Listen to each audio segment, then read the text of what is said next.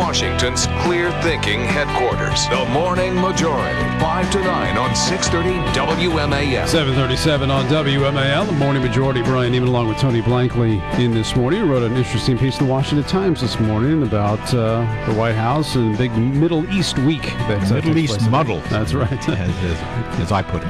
ABC's Jake Tapper wouldn't call it quite that. ABC's Senior White House Correspondent joins us now. Good morning, Jake. Good morning. So, King Abdullah of Jordan at the White House today, and Prime Minister Benjamin Netanyahu of Israel as well in this week. What does the White House hope to achieve by these meetings? Well, these are really the only two players left at any sort of table right now. So if there's going to be any sort of Mideast peace, these two need to be the ones on board. When the special U.S. envoy for the Mideast peace process, George Mitchell, stepped down, it was that was last Friday. It's in the context of the fact that there really isn't anybody to sit at any negotiating table other than Netanyahu and King Abdullah right now, because everything is in such a state of flux. We have no idea what's going to happen with Egypt. Obviously, Hosni Mubarak is not a partner in the peace process anymore. Syria, obviously not in any position right now to even make peace with its own people, much less Israel, and we see what's going on at the border area there. Mm-hmm.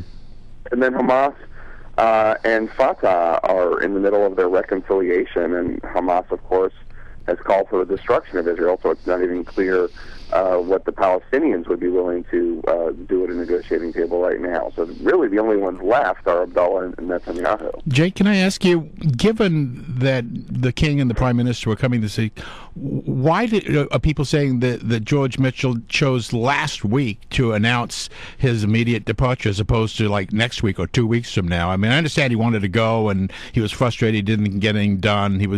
Dennis Ross was getting into his portfolio and all the rest, but it seemed like an odd moment for him, the peace envoy, to step down with these two men here. Well, he isn't actually stepping down until Friday. He's still on the job. He will be part of Abdullah and Netanyahu coming here. But I agree that it was certainly an unusual timing.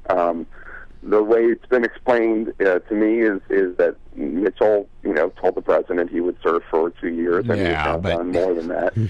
And there really isn't anything for him to do right now because of everything up in the air so much. Well, but George Mitchell is respected by Republicans and Democrats and even those in the Middle East. How big of a blow is it for the administration to lose him?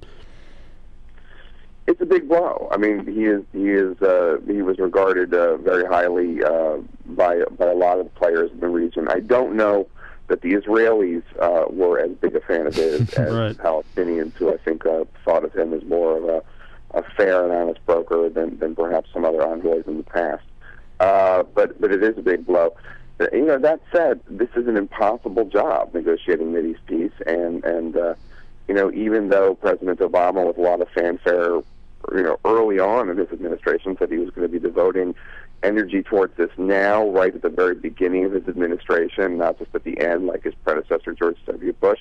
The truth is, this is an incredibly difficult envoy position, and the truth is that that this is now, however difficult everything looked last year when the Israelis were not cooperating with what the U.S. wanted them to do when it came to settlements. Things now, because of the Arab Spring and because of Syria and Hamas and Fatah reconciling, it looks even more hopeless now than it did 6 months ago. What are you expecting out of the president's Thursday speech at the State Department, his second outreach to the Muslim world speech? I'm not really quite sure yet. I mean, I think they're still discussing. I mean, I think it will probably be something of a follow-up to that big speech he gave in Cairo, except now, obviously, with a lot of Arab governments having been toppled or in the midst of that happening, looking at maybe some practical directions as to what the U.S. can do. Obviously, his big speech on Libya was not exactly a doctrine. Yeah. It was just why this very special set of circumstances led to military intervention by NATO in Libya. I think it has to be broader and grander than that, but I'm not really quite sure yet. I take it from what you're saying that the White House is not yet out beginning to background key reporters on the themes yet. I mean, we're Tuesday for a Thursday speech, and you think it's still a work in process, the speech? I mean, as far as I know, I haven't really. The truth of the matter is that they have a really close hold on it right now. They're still writing it. They're still figuring out what they want to do with it, and I don't know. So I'm just hypothesizing. Oh, sure, no. The fact that I used to work in the Reagan White House, and normally, when 48 hours before you began to sort of try to shape the landscape with key reporters, and obviously the White House isn't doing that yet. So it's just interesting. No, I mean, but that wouldn't surprise me. I would think that they would want to start doing that tomorrow for a Thursday speech. Not quite yet. Okay. By the way, I guess it pays to write some books. The White House released the financial disclosure forms, and it was a pretty good year for the Obamas, huh? Yeah, it sure was. One of the things that was pointed out to me by a fellow reporter is that the president has a lot of Treasury notes, Treasury bills. Oh, really? Yeah, and he has and he is more vulnerable than the average investor probably when it comes to whether or not the U.S. And ultimately, obviously, nobody hopes this happens, but if the U.S. defaults on its debt, his personal wealth would be more vulnerable than a lot of other people's because he has so many Treasury bills. That is interesting. All right, Jay, good to have you in the program as always. Thanks for your time. Thank you. Thank you. ABC's Jay Tapper here on WMAL. Check in with Patricia Core in 1 minute, 7:44 on WMAL.